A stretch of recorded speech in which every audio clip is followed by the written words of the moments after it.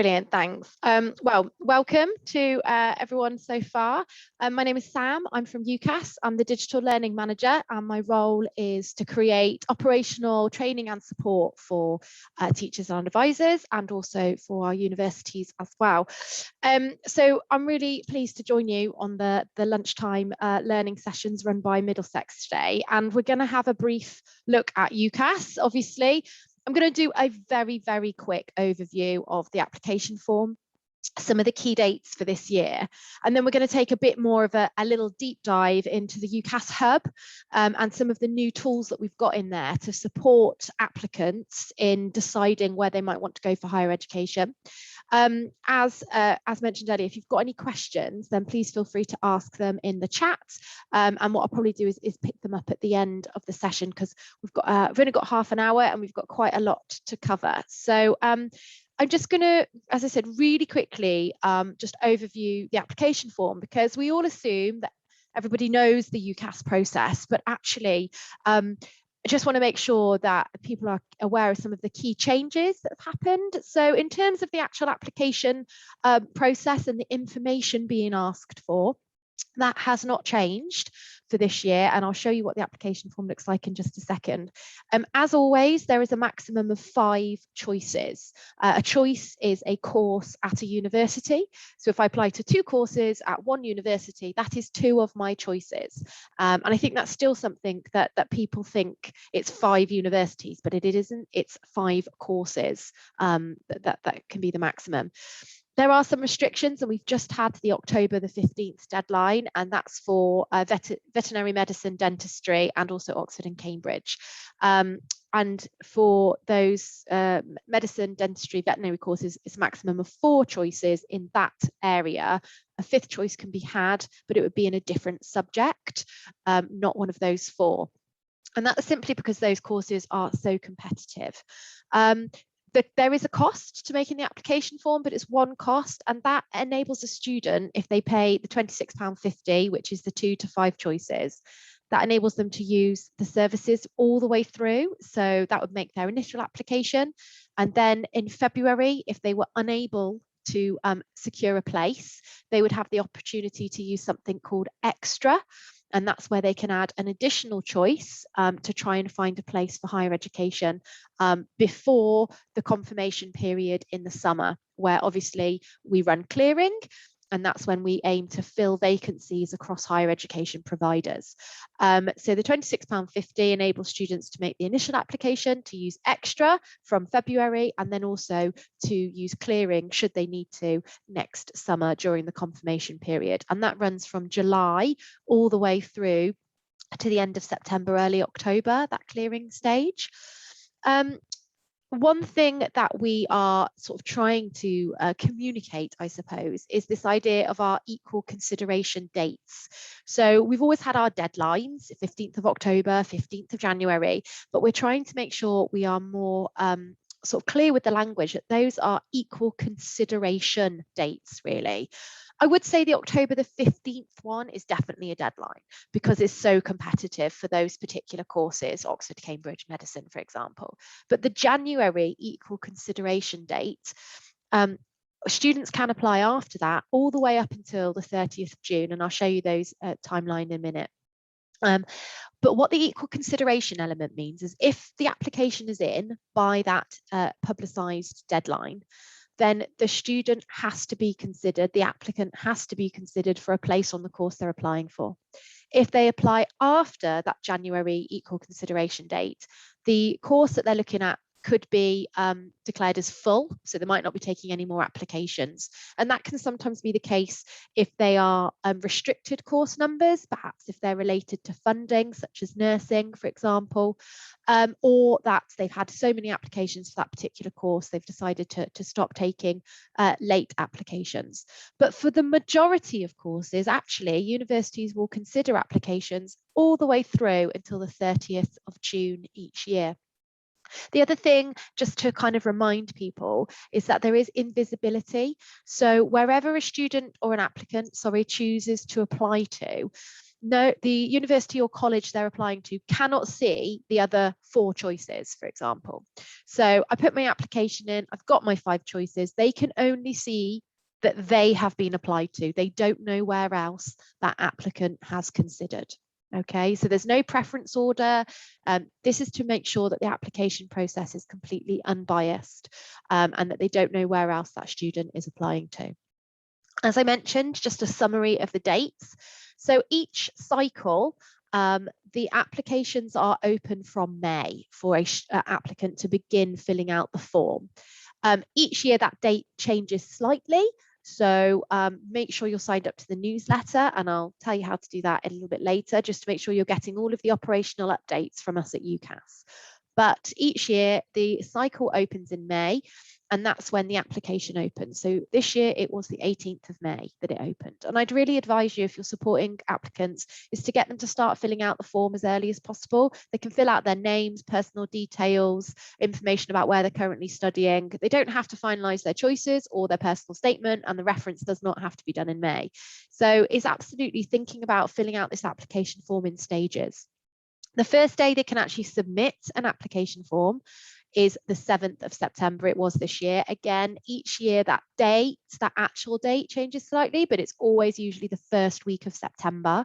That is the first day actual applications can be submitted to UCAS to process and then send on to universities and colleges.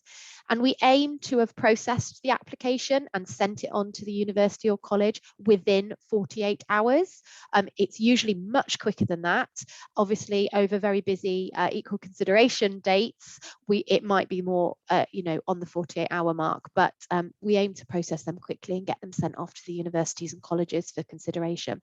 I've already mentioned that 15th of October first deadline, and that's for those very competitive courses in those particular subject areas. And then this year, for this cycle, we have the equal consideration deadline for January is January the 26th. 2022. That is a change again from our historical 15th of January. And that is going to be a permanent move. So it will always be the last Wednesday of January moving forward now. So the 15th of January is no longer the equal consideration deadline for undergraduate courses in January. It is now going to be the last Wednesday of each January each year. So that date again will change each academic year. And as I've mentioned, the last date that applications can be sent each cycle is the 30th of June.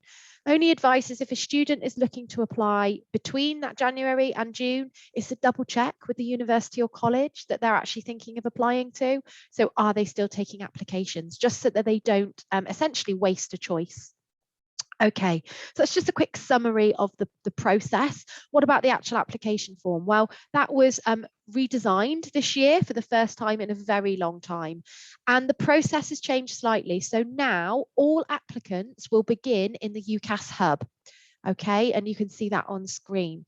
That's where they can do lots of research, but that is also now where they will do their application form from.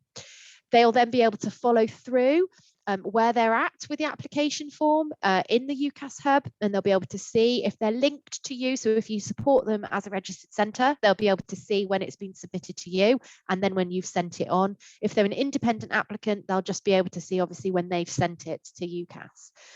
The other big change this year is that there's no more track. So it used to be that students would register to apply, and then once they'd sent their application, they would then have access to track where they could keep track of all their decisions coming in. That is all now done through the hub. So it's one place, one set of logins for students to follow through how their application is going. And we're hoping that will make it a lot easier for them to keep track of their application. We've also redesigned how it looks to try to make it easier for students to actually complete. And as such, some of the sections have slightly moved around. So just to reiterate, there is no change to the information students need to share. We're asking for all the same things. So all the same personal details. There still needs to be a personal statement, still needs to be a reference. They still need to list employment and education. We've just grouped things slightly different. We've got the profile, as you can see, and within that, there'll be 9 sections that they need to complete. The blue question mark at any point can be clicked for additional support and advice to find out, what they might need to fill out. And we've got more dynamic fields now in the application form. So this is particularly useful for some of the questions to do with residency, for example, where sometimes UK-based students would get confused with some of the international residency questions. And also international students weren't sure what they needed to fill out. Those are now dynamic, so they will change depending on the answers that is put in by the applicant.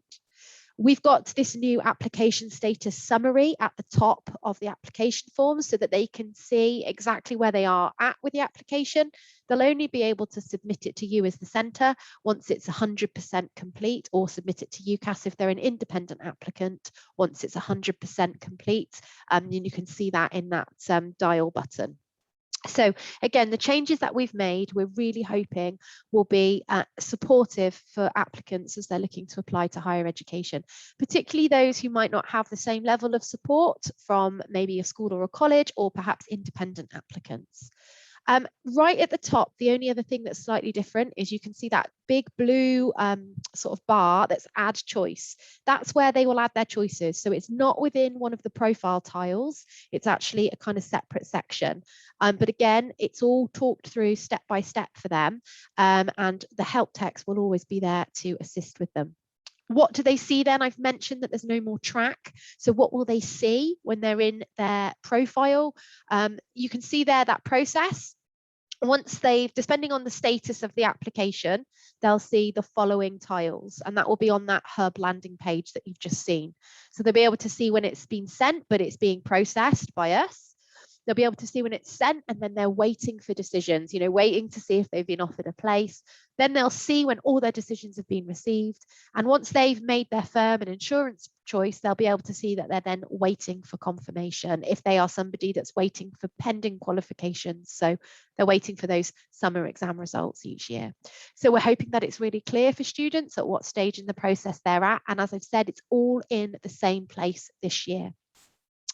This is what they will see when the offers start to come in. Okay, so when they come in, they'll be shown any details of their offer conditions. They'll be able to click to see the full offer, and that's where it will say, you need to have BBC across 3 A levels with a B in chemistry, or you need 112 UCAS tariff points, or you need merit pass in your BTEC diploma, for example.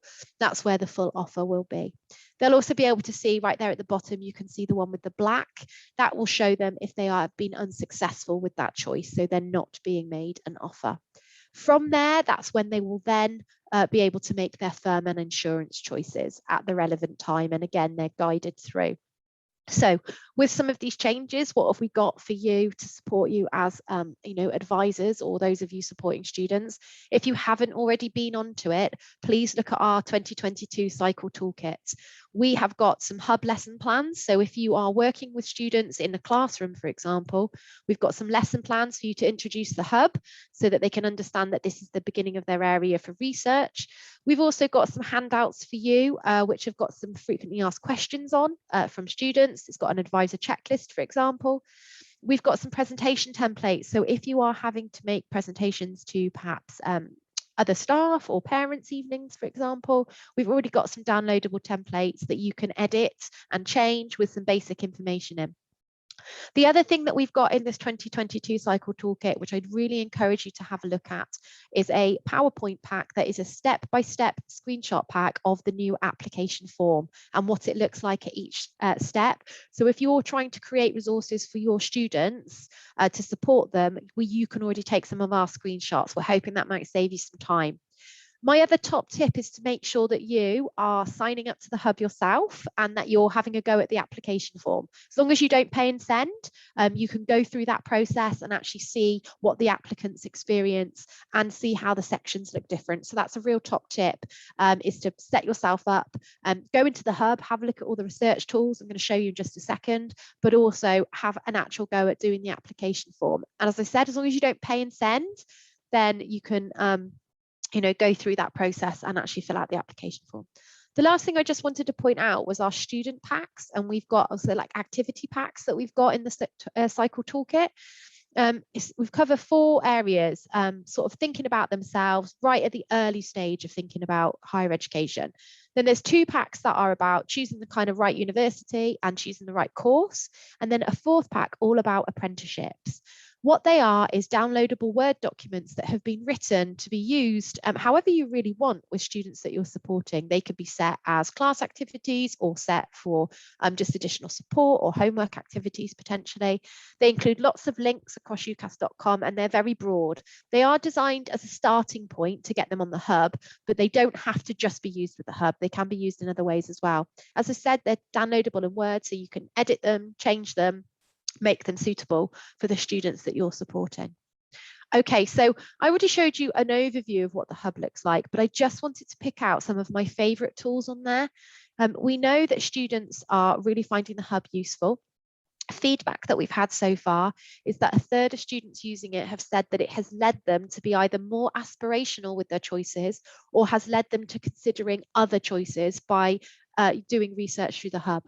We also know that it's also encouraging students to potentially think about apprenticeships alongside higher education, which is really useful. There is the favourites widget, that's the one with the pink, and that's where they can begin to, as it says on the tin, favourite some things that they might be interested in. So they've got the option to favourite courses, regions, locations, and also universities. And then they can create their top 5 as, you know, once they're beginning to process that. So they can have as many favourites as they like. And then when they've got those courses favorites, they can actually create a top 5 list, which is a good activity to do to help them narrow down to those final 5 choices that they might apply to. My other favorite thing about the favorites tool is that they can favorite pages on UCAS.com. So when they're doing research and they might go, oh, brilliant, right, I found a page on personal statements that's really useful. And we know that personal statements is one of the most engaged with pages on UCAS.com. They can click the heart in the top right-hand corner on any page of UCAS.com and it will save it to the favorites in pages. So it's such a great way for students to manage their research across our enormous website. And I know it's big, we've got loads of information, but that can make it difficult for students to re-find what they want to go back to at a later stage. I also think it's a great tip for you as advisors. You know, you often are hunting out the best information pages for your students. If you have your own hub account, you can favorite the ones that you think are useful as well. So that's the favorites widget. The other one is the explore your future. And that has loads of subject guides. And the subject guides will go into detail about what different courses might link to that subject, what apprenticeship opportunities might link to that subject. And also students can then begin to favorite them as well, so that they, again, begin to broaden their horizons out and think, oh, that's a really interesting subject, right? What courses might link to that? And all of our the kind of whole journey through the hub means that it's beginning to get personalized for the students. So the more they use it, the more recommendations it will kind of give them that's relevant to what they've been searching for. The more they favorite, the easier it becomes to use for them.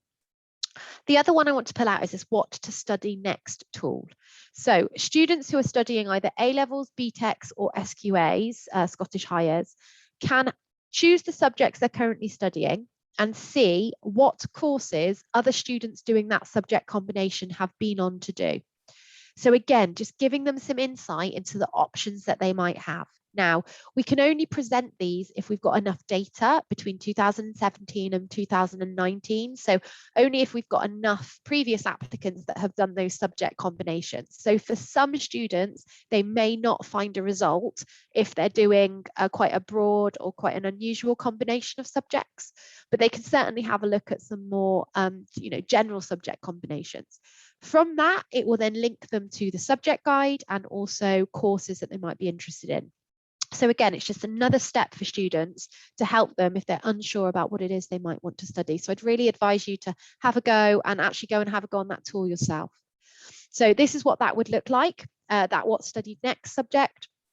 So they just click the subjects that they're doing and it will produce a graph like this to show them what people previously have done and studied for. And then it will bring up this little, if they click on one of the bar charts, it will bring up a little kind of what next widget so that they can go and have a look at courses in that area, or they can add it to their favorites if they want to come back to it later. So it's a great little tool. The other two of my favorite widgets are the Hub Live. So we run Hub Lives throughout the year. These are free for applicants or anyone with a Hub account to attend. They happen in the Hub, so all their student would do is log in at the advertised time, and we communicate out our sessions through both emails to applicants, but also we include some of this information in our emails to advisors as well, so that they know what's happening. We record all of them, and they are available to watch the historically recorded ones at all times through the Hub. Great for students, but I would also say a really useful tool for you as advisors, particularly if you might be responsible for designing support activities to do with HE. You could actually include some of these Hub Lives in your curriculum plans, for example. So we've done ones about apprenticeships, personal statements, choosing the right course for you. You can see one of the most recent ones we did was about turning a passion into a career. We always have expert panelists, careers advisors, recent students, for example, that can take part. And the other thing is that when students join in live, they can ask questions as well. So if you don't already know about our Hub Lives, they are a really, really great tool. And the other thing is our apprenticeship opportunities. Now, obviously, students don't apply to apprenticeships through UCAS, but we have lots of information and advice about it. And we have this Career Finders tool where we advertise recent and current apprenticeship vacancies across all levels. So level 3 all the way up to degree level apprenticeships. So if you've got applicants considering whether they might want to do apprenticeship as well as go to higher education, I'd really encourage them to look at this Career Finder tool as well. Finally, our newest tool is the UCAS Quiz, and this launched only a few weeks ago. We've partnered with a company called MZ. Students would log in and then they will have 30 questions to answer. Things like, are you interested in looking at how to reduce pollution? Are you interested in writing a play? Are you interested in working on computer networks, for example? They're very broad questions. Once they've completed the 30 questions, they are then given a matching across 13 different sectors, okay? This is mine. I was previously a teacher, a secondary school teacher, and I obviously now work in training. So I think 100% education and training is pretty spot on. And then you can also see it brings up your personality traits as well.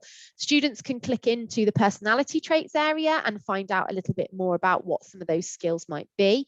But more importantly, they can click into each of these different sectors to find out more. Now, I'm just going to click back actually. As you can see, I've got 100% for one section and I've got 80% for another. Now, this is a really great careers tool. However, having worked in a school myself, and I'm sure, hopefully you'd agree with me, what we want to do is make sure that students aren't becoming too narrow in their choice straight away. And so what I'd really advise, the thing that's a little bit hidden about this careers tool that I think is really great, is actually to look down to some of the sectors where they get a lower percentage match. So you can see here for science, engineering and maths, I got 35%, which you wouldn't consider necessarily high. But if you actually go into it, we break down those overall sectors into smaller, more relevant, smaller, more focused areas. And you can see I've actually got 62% for maths and social sciences. When you then click into each of these subcategories here, you'll then, and this is the great thing about our careers quiz, you'll then be linked to some specific roles, okay? And you can see my match for being in the clergy is actually 92%. So if I hadn't have gone down and looked into some of my lower percentage sectors, I may have not found one of those higher percentage roles or jobs. So I'd really advise your applicants to use it as a starting point, but to actually go and have a look at some of the ones where they don't initially seem to have such a high match, because it might be that there is a job where there is quite a high percentage match. Now, what our quiz does that a lot don't is once they then click into that, if I clicked into the clergy job profile, it would then take me to courses in that area. So what our quiz does is it links the kind of psychometric personality section to actual courses that students can then go and apply to. So it's end to end and a really valuable tool. As I said, they can go in and read a little bit more about all of the traits there. I'm just conscious of time and I'd like to leave some time for questions. So that was a quick overview of the updates to the UCAS application form, some changes to the dates, just to reiterate, the last Wednesday of January moving forward. So for 2022, that's the 26th of January. That is that big equal consideration date. So really encouraging people to get applications in by 6 o'clock on the 26th of January 2022. If they're going to apply after, absolutely encourage them to. Don't let them put that off. Don't let that put them off. Just check in with that university or college that they're still taking applications. As I've said, the majority will. The other thing, just to remind you, say you're supporting an applicant and it's coming up to January deadline. They know definitely 3 universities they want to apply to. Yeah, I'm definitely set on those 3. God, the other 2, I'm just not too sure about. There's an open day in February I'd quite like to go to. Encourage them to put the application through on time for the 26th of January with their 3, the 3 choices they're definitely set on. They can then add the additional 2 after that equal consideration date when they've decided, as long as they just check in to make sure it's still taking applications. Okay, so it's just to remind people that that's possible. The application doesn't have to be submitted with all 5 choices on in one go. They can submit it with 1 choice if they want, if they've only got 1 confirmed. So it's just, I suppose, to reiterate, it's better to get as many choices in by January as possible, but without compromising that research process and making sure they know it's the right place for them. And that just takes a quick check into the course. If I apply in February, would you still consider the application? Okay, we've gone through the hub. Hopefully those tools have been useful to you. If you would like to know more about the hub, we have a free online module available on our professional development platform. That is digital training that is free for you as teachers and advisors, and we've got a whole range of modules on there. So I don't know if you've not logged on to our professional development platform, please do look at it. I'll make sure this presentation gets sent across to Middlesex, but basically it's available online. You just simply need to log in with your normal registration details, and we've got a whole range of modules covering the application process that are all written for teachers and advisors. We also have been hosting some webinars. If you've missed any of those, you can catch up with them on ucas.com/advisors. But again, I'll make sure this presentation is sent to Middlesex and see if it can be passed on to you, and it's got those links in it. And if you haven't already, please make sure you are receiving the newsletter from us. If you aren't already signed up, you can sign up at ucas.com/advisors. If you need any support at all, hopefully you know our schools team are there to help you throughout the cycle. That number and email is specifically for you as an advisor. Please don't share it with your applicants, but they will get back to you if it's anything operational that you need support with. If you've got any training needs or you want to discuss anything that I've presented today or find out more about our professional development platform for that free training, please pop me an email at training@ucas.ac.uk and I'd be happy to answer any of your questions. And that is the link just below for the professional development platform. So it's pdp.ucas.com. So that is the end of the presentation, and we've got a couple of minutes for questions. So I'm just going to have a look. Who's eligible for extra? That's a great question. So you're eligible for extra if by February, I believe it's the 25th of February next year, if by the 25th of February, you can use extra if you are not holding any offers. Okay, so you either have to you've been made unsuccessful at all 5 of your choices, or you've declined all 5 of your choices. So I'm not holding any offers. I have to have used all 5 choices, okay, and then be holding none. And if I'm sat at that point, I'm then eligible to use extra. And I simply research vacancies like I did before. When I find one I want, just double check they're taking applications, as I've said, and then they'll be able to add that in through the application form on their hub. Okay, it will actually tell them you're now eligible for extra if they're in that position as well. So basically I'm holding no offers. So I've either been unsuccessful at all 5 of my choices or I've declined all 5 of my choices. We sometimes see students using extra if they've had a change of heart. So I did think I wanted to do this subject. I've now really considered and I want to do something completely different and I don't want to wait till clearing. If they find themselves in that situation and their personal statement's no longer relevant, they can speak to the university or college directly and see if they can submit a personal statement direct to the university or college, but they cannot change their personal statement on the UCAS application form. Okay, that's just one important point to be conscious of.